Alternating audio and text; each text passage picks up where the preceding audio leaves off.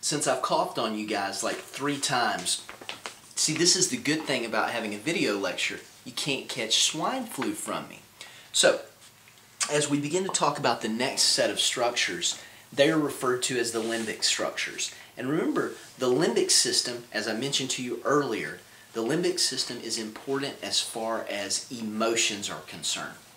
It is, even though the hypothalamus is the emotional control center for the brain, it is not the emotional center per se. The emotional center is going to be the limbic system. And the limbic system is going to be composed of several different structures.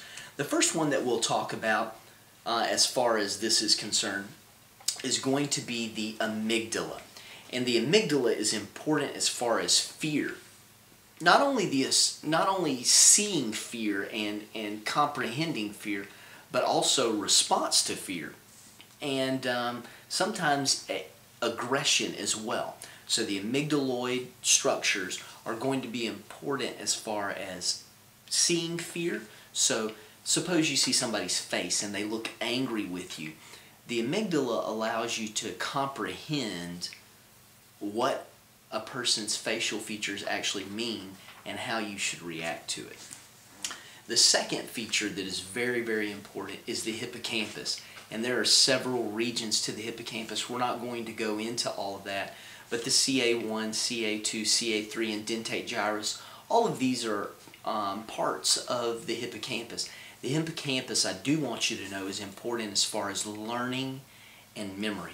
And we'll talk about why that is in just a little bit. But hippocampus, very important as far as learning and memory. Amygdala as far as fear and fear response. So make sure you know those two structures in the limbic system. The second system that we need to know of that is a functional center is going to be the reticular formation. Now the reticular formation, one kind of cool thing about it is the soma, or the cell bodies in the reticular formation, project into the limbic structures. So the reticular formation and the reticular activating system specifically, which allows you to filter out things that are going on in the environment around you and still focus and do the job you're supposed to do, the cell body regions that are located inside of this reticular formation project to regions like the hippocampus and the amygdala. Now, the first region that is part of the reticular formation is the raphe nuclei.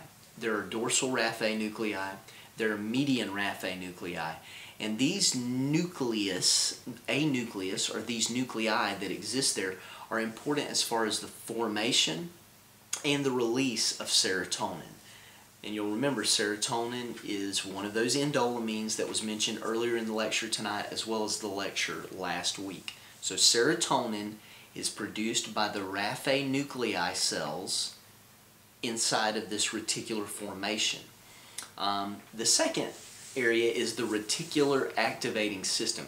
And the reticular activating system, which is going to be a system that is located inside of the reticular formation, is going to be important as far as you being able, once again, to filter out noises around you. So to be able to study when you're inside of an area like a lunchroom or a cafeteria or a place where you know other people are talking and you still are able to not only listen but retain information, or not only read but to comprehend what you're reading.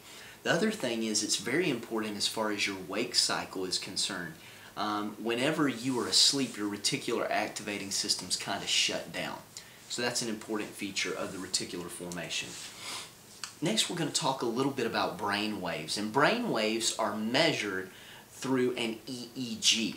Now, an electroencephalogram is capable of generating an electroencephalograph. On these graphs, measurements can be taken in order to determine what a person's brain waves and function are. There are specific brain waves that are associated with an EEG, and we'll talk about those very briefly. They are alpha waves, beta waves, theta waves, that's theta, theta waves, and then there are delta waves. The alpha waves are going to exist whenever you're calm and relaxed, just chilled out like I am right now on my couch. Then there are the beta waves, and the beta waves are still when you're calm, but you're not at rest. You're actually having to do some cognitive functioning. So you're engaged, you're stimulated, but you're not really evoking a huge response inside of your brain. Then there are theta waves, and they're important as far as deep concentration is concerned. The last is going to be delta waves, and the delta waves are associated with sleep. There are different levels to consciousness that exist. Now make sure that you know those waves and their associations for the exam. So alpha, beta, theta, and delta. And delta is going to be important as far as sleep, and then there is going to be theta, which is important as far as serious concentration. Then beta and alpha will be more associated with restfulness. There are different levels of consciousness, and these can be measured as well. And those I'll just mention to you very quickly are for you to be alert, for you to be drowsy, for you to be in a stupor, and then to be in a coma. So all of these are associated with levels of consciousness.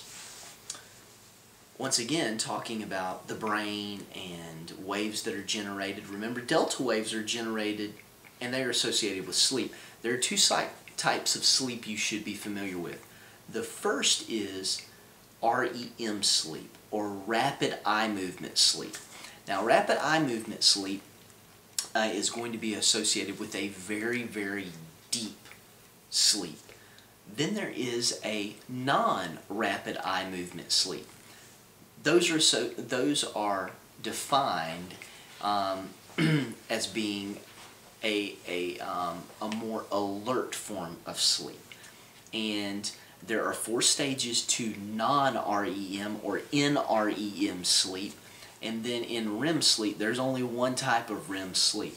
The non-REM or the NREM, it has a slow wave component to it as opposed to REM. And specifically, there are structures that are associated with your sleep.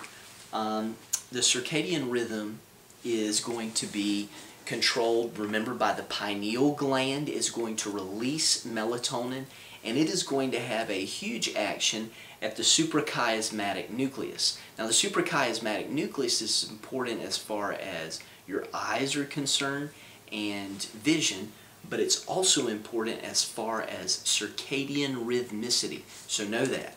Know that the suprachiasmatic nucleus is important, as is the pineal gland, in circadian rhythmicity. That is going to be your biological clock, not the biological clock of whether you're going to have children or not. The biological clock as far as whether you're going to be asleep or awake. We'll move on next and talk a little bit more about sleep.